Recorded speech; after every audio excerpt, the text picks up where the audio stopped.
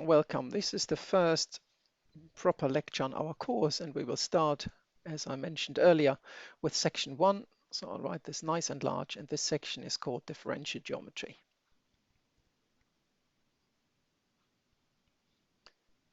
Differential geometry.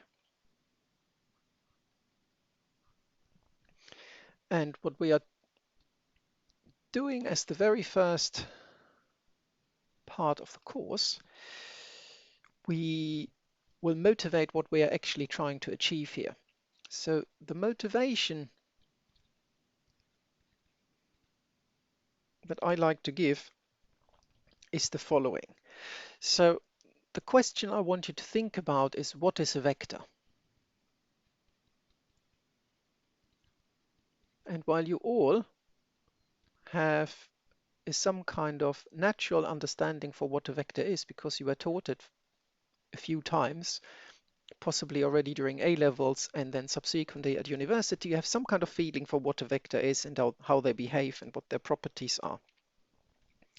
So, however, in the context of differential geometry, it is probably quite helpful to try to forget all of this so that we can start again. And we are doing this because the way we are defining a vector in differential geometry will appear rather unnatural at first, although it is a perfectly natural definition that follows from a very neat derivation. And eventually you will be able to link it back to what you originally thought a vector was.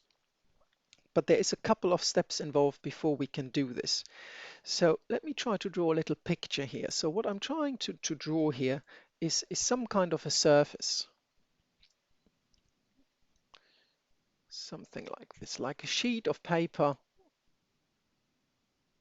that you just bend a bit, and just to make this look a bit better, um, putting some lines in, like almost grid lines. So imagine you have some square piece of paper with nice squares on, like the one I'm writing on. Then you take this sheet and do this. So now I'll change to some nice red, for instance. So let me take a point A here. So this is my point A. And over here, I'm taking a point B. And now, well, what is the definition of what is a vector? So the old-fashioned definition that I want you to forget, but we're using it just for now. So if I start at this point here, and then I connect to B, so nice straight line, use the ruler for that, and then we have a little, then we have a little arrow here, like that. And then what we have written here, that this blue thing, we would normally write this as the vector from A to B. So this is the, excuse me, this is the way we normally do this. But if we look at this on this sheet, we have a few problems or issues. Let's call them issues. So the vector,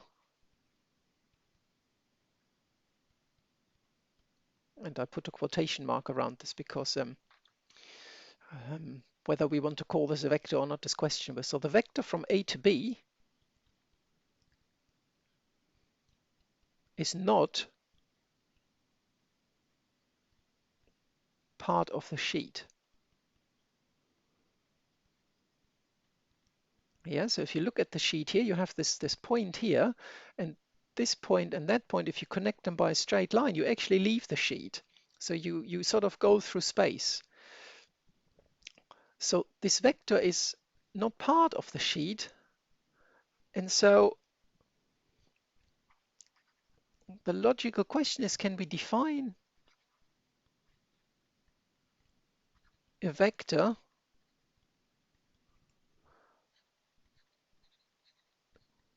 that is associated with the sheet in a certain sense?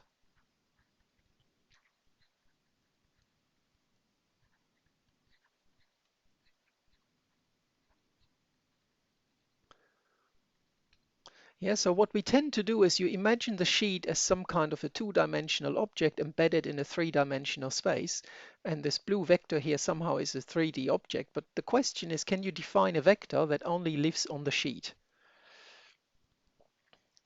So what we want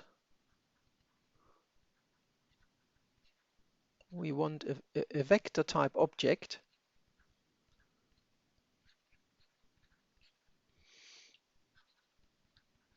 that lives in, whatever that means, the sheet.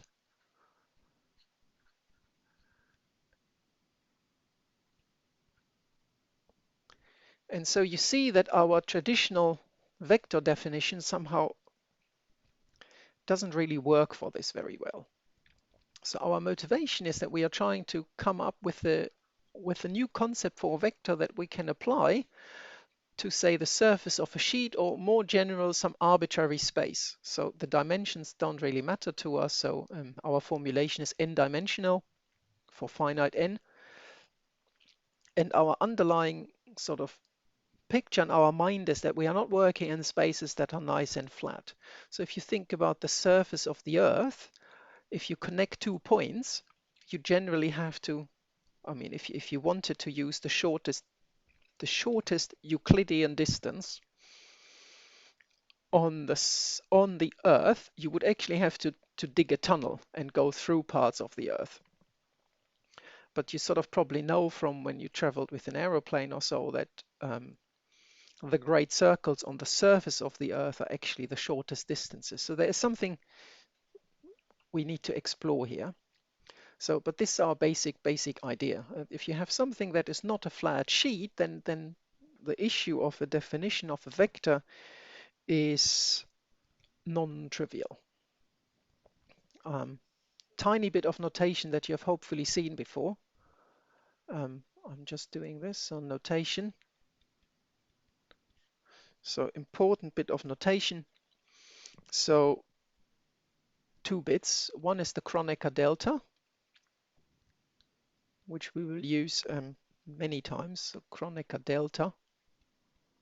So this is normally denoted by delta ij.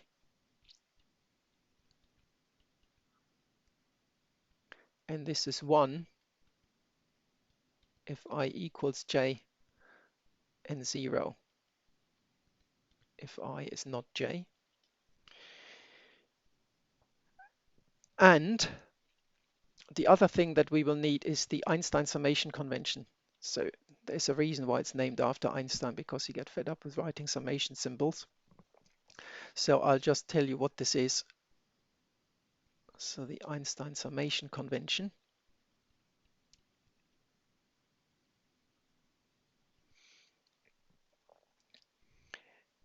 And it means we sum, let's write this in blue, we sum over twice repeated indices. So standard example would be that you have sort of 3D vectors. You think about the dot product.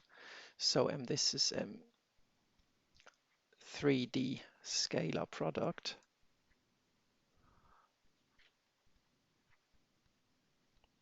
And what you generally tend to do is you write this either as the sum I equals 1 to 3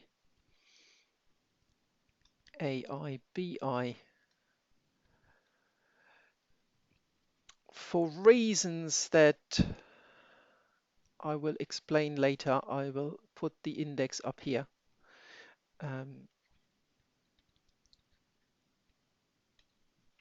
So the Einstein summation convention simply says that whenever you have 2 indices and they are repeated over, that means summation.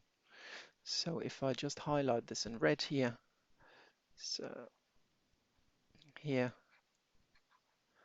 and here, what we are saying is we can leave out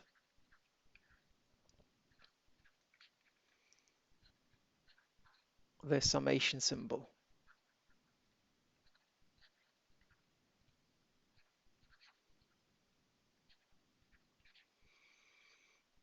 Occasionally I'll put in a summation symbol just to remind you that it is there, but you will get very quickly used to the fact that we will simply be working with this convention. It is incredibly useful. Um, I'll give you example two.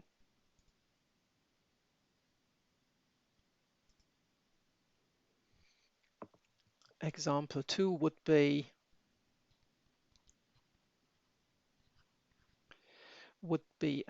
basis vectors.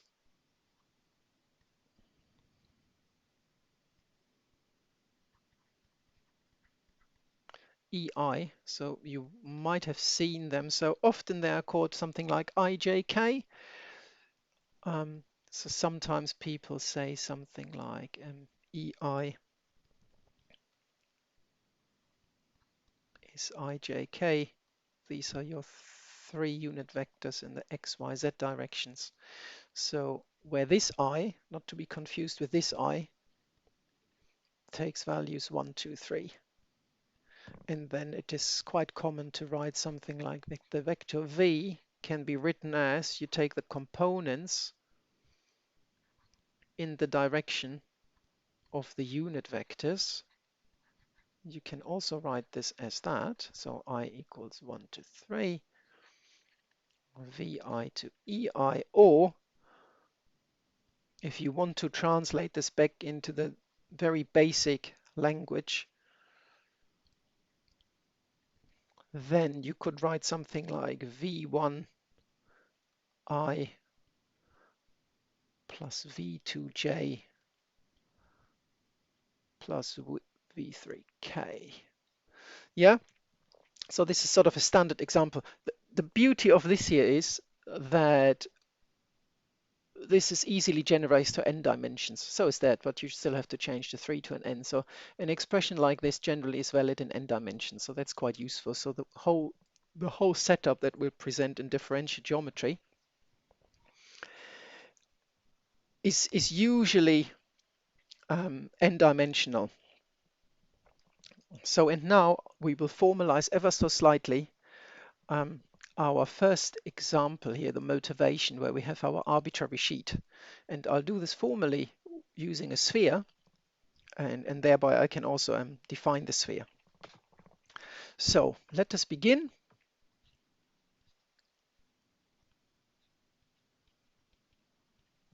Let us begin with an n-dimensional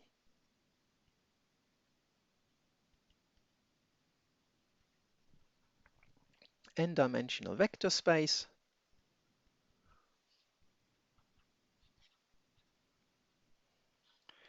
with coordinates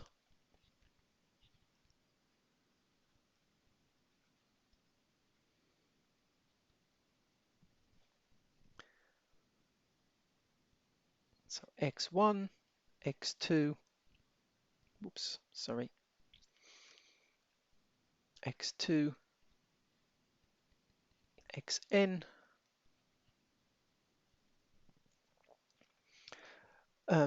So we would sometimes write this as the set xi or just xi sometimes.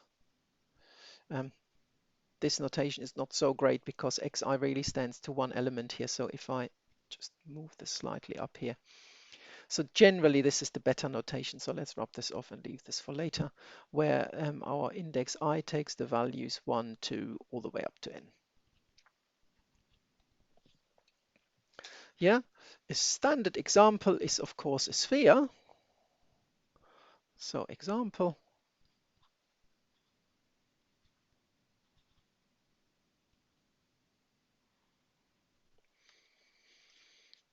is, let us consider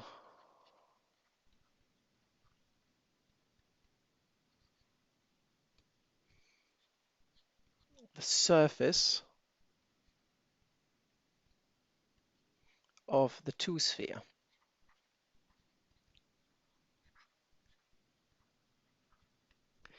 So the two-sphere, we often write this as S2. So this S is similar to your R for the real numbers, or the C with the line through for the complex numbers. So this is defined by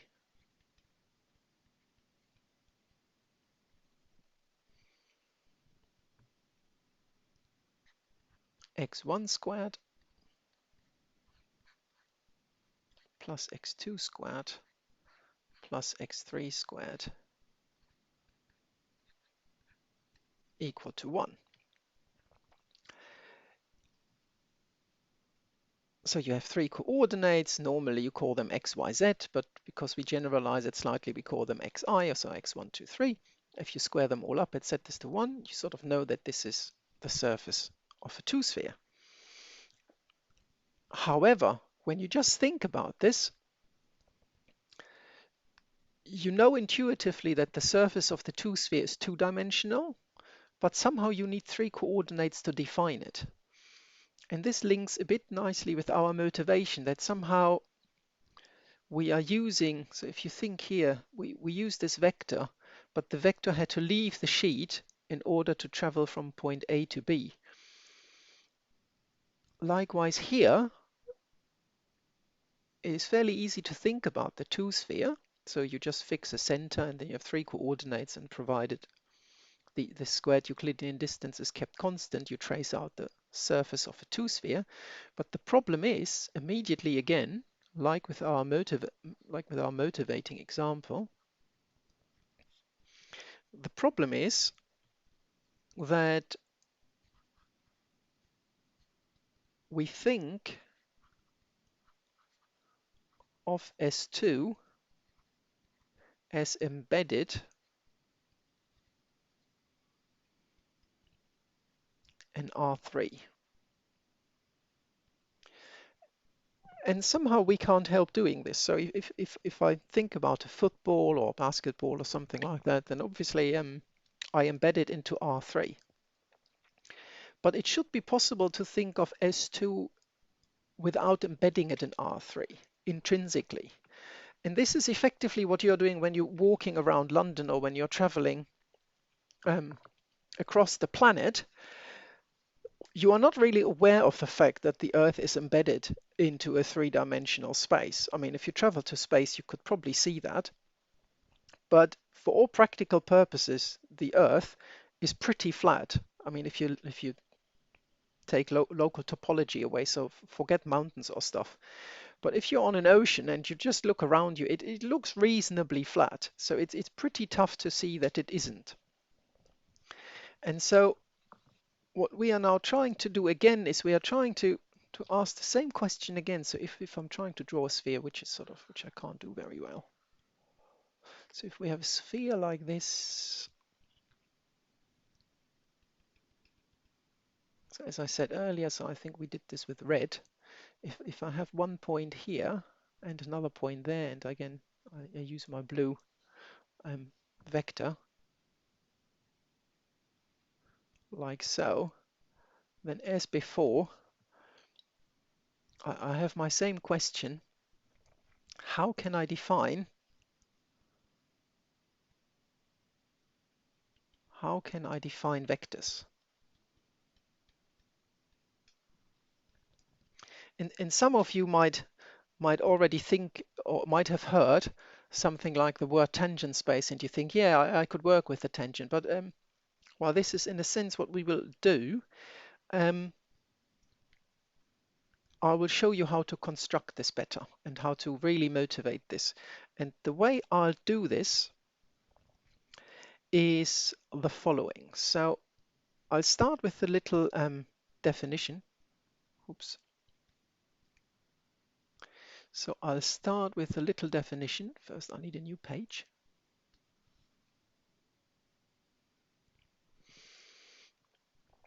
And again, this is a notation or definition. We can call it notation for now, but this is just an object that we will need a lot. So notation. And we just say f is a smooth function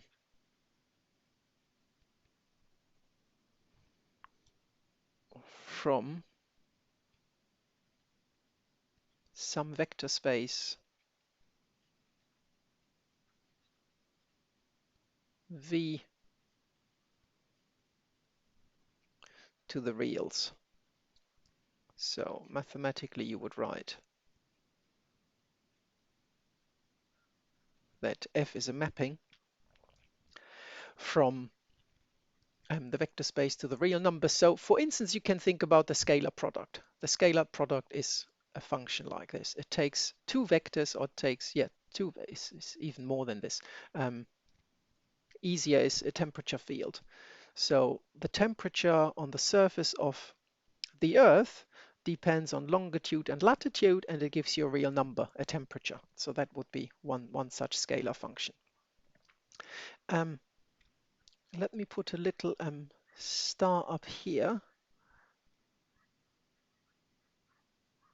So the word smooth.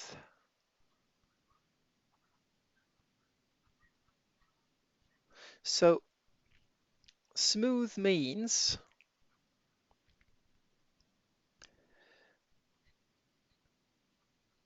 that F and all its derivatives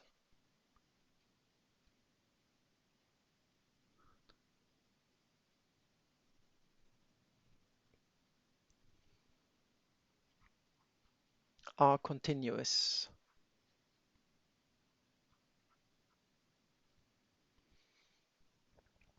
So which means you can differentiate the function as many times as you want. So sometimes this is written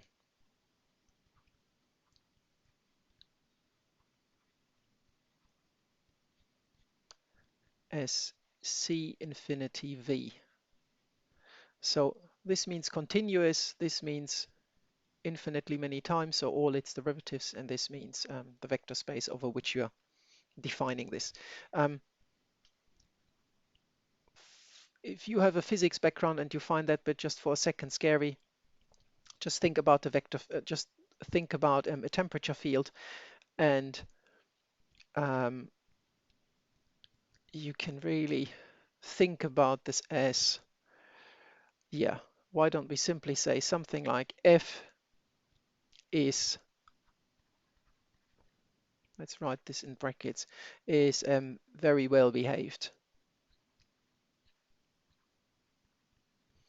Yeah, so it just simply means you can differentiate this wherever you want and as many times as you want to. So it's just a very well behaved function. And we will need this occasionally. So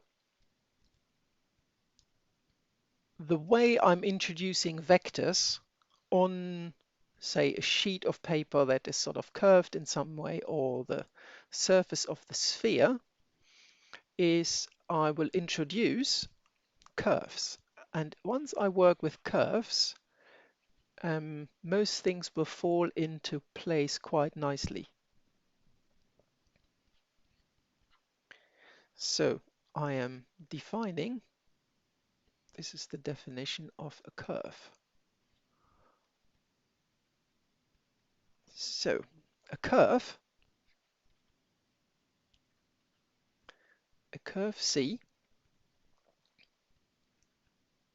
is a smooth, so there's our smooth again. So our curves are very well behaved. Is a smooth mapping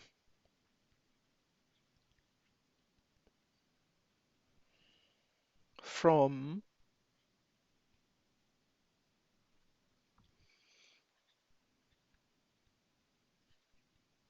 an interval, so this is a subset of the reals,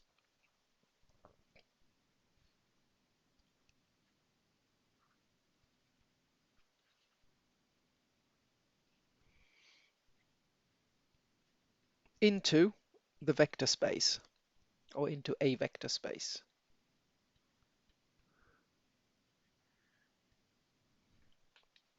Yeah, so we would write this, that C is a mapping from some interval, which, as I said, is a subset of R, to our vector. So in general, we write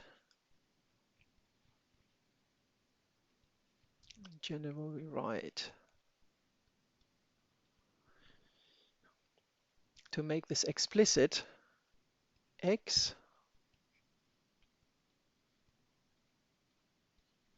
So I'll just tell you what tau is and then I'll explain this. Where tau is some parameter,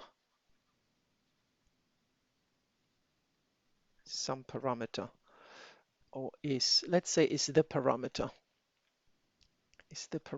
of the curve.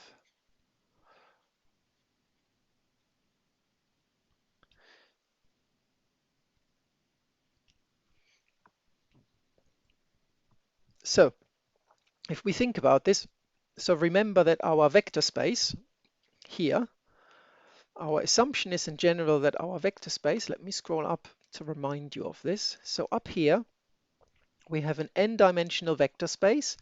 The n-dimensional vector space has n coordinates, x1 to xn.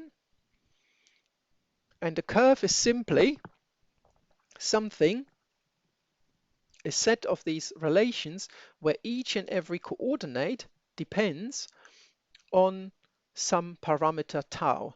I'm using the letter tau. Whoops. I'm using the letter tau to almost give you this idea of thinking about the tau as time. So let me give you two examples to make this easier to understand. So example one is Newtonian mechanics.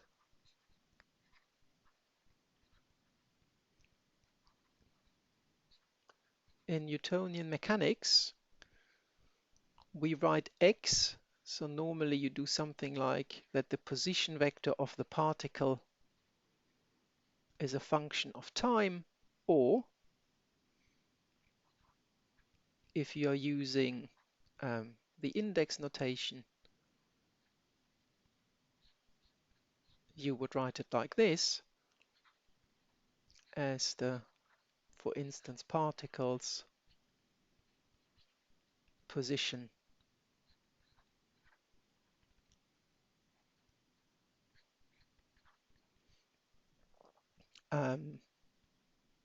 as the particle's position vector. And you see, in Newtonian mechanics, you would naturally, you accept this quite nicely because you say, oh yeah, I have like a projectile. The projectile flies through three-dimensional space and its position is then uniquely determined by a timestamp. And this is precisely what we are doing here. So we are just generalizing this. We simply say that a curve in general is a mapping whereby all the coordinates are determined by a single time parameter, or if you want to call it timestamp, you can. So there's simply a way of following this through. Example 2 is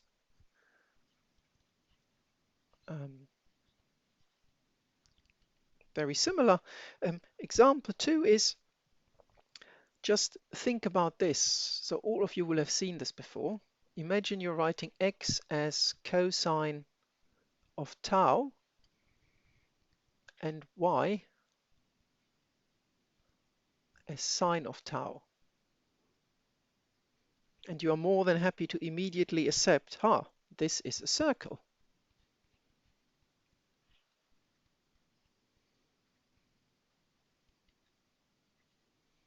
So what we have done here, we have written the circle using a parameter tau.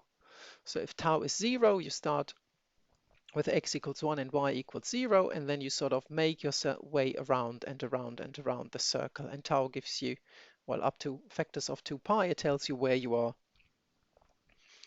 on the circle. So we can have a little picture here if you want. So it's a bit like this.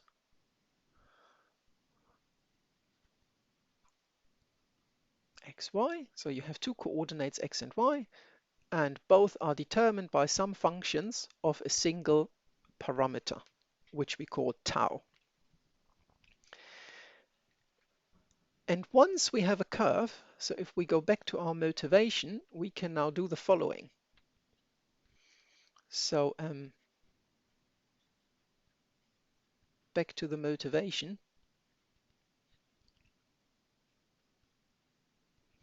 So we had something like this.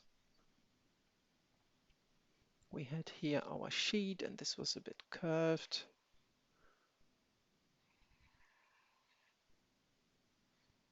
I think my other sheet was the other way, but it doesn't matter. And then, so let me now have a point. I don't need a, yeah, why not? I can have a point here where I start A, and here I'll have a point B. And now I'm just having some kind of, so we have a curve C. Curve C connects A and B. And the curve, by definition, so this is the important bit, so by definition, two exclamation marks, so I can't emphasize this enough. So by definition, this curve is in the sheet.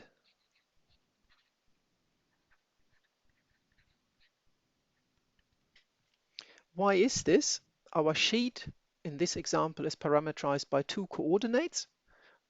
Like the example with a circle, you have the sheet has maybe two coordinates. You wouldn't call them x and y because that would be somewhat unnatural.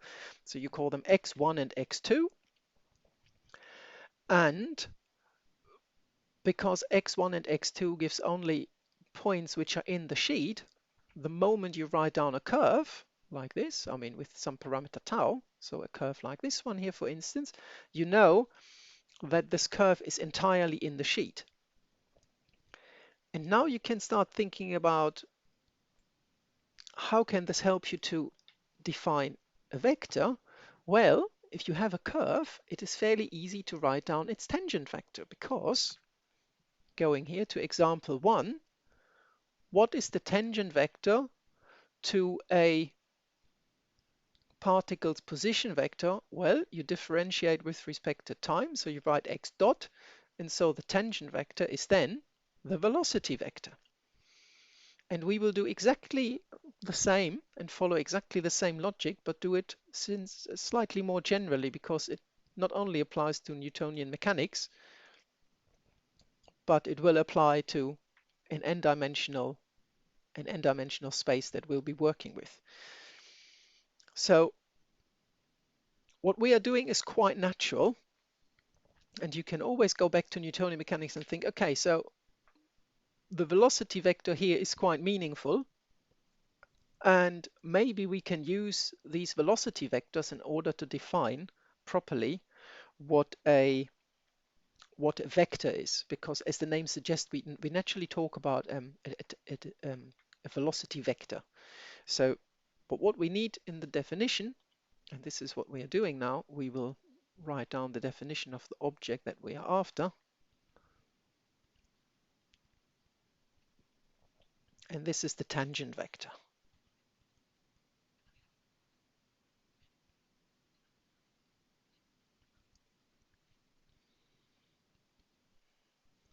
So the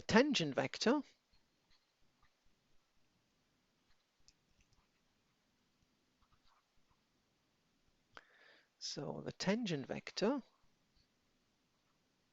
t, I'm giving an underscore to emphasize the vectorial character. As before, I'm using the components ti, and here is some basis vector that is yet unspecified. So the tangent vector t has components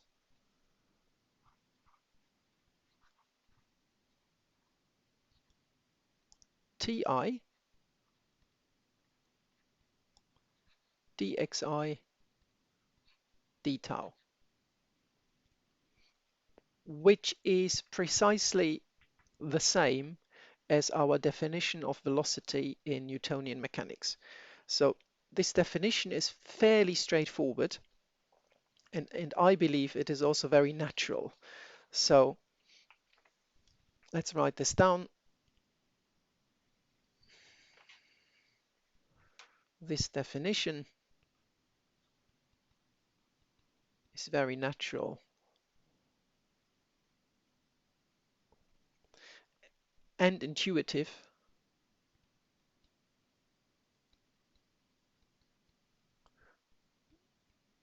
when recalling Newtonian mechanics.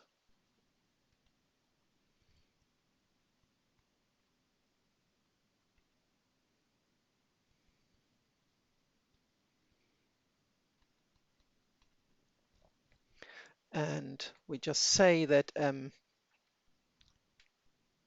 x dot I, which we would write as dxi over dt, would be the velocity vector.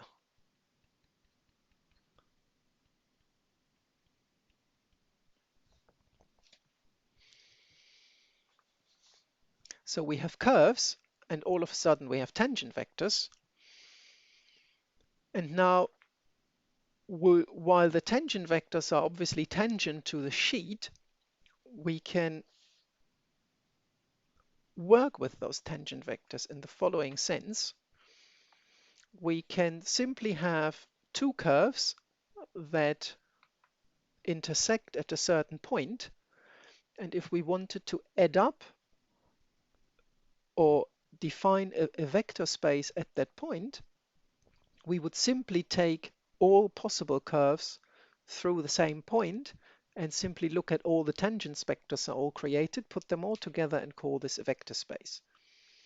And then you can follow the procedure that you learned in linear algebra or some other introductory maths course of if you have a certain vector space of a certain dimensionality and you get, let's say you have a 4-dimensional space and someone gives you 20 vectors. There is a method how you can reduce this to 4 orthonormal basis vectors. And this is what I want you to think here. So you have a point on some arbitrarily shaped space. You look at all the possible curves that go through the point. Then you look at all the tangent vectors created by all those, or generated by all those curves through the point, and then you put them all together, and then you reduce this to a vector space with some basis vectors of the correct dimensionality, which we will discuss shortly. So this first video will stop here, and then we'll carry on with this in the next session.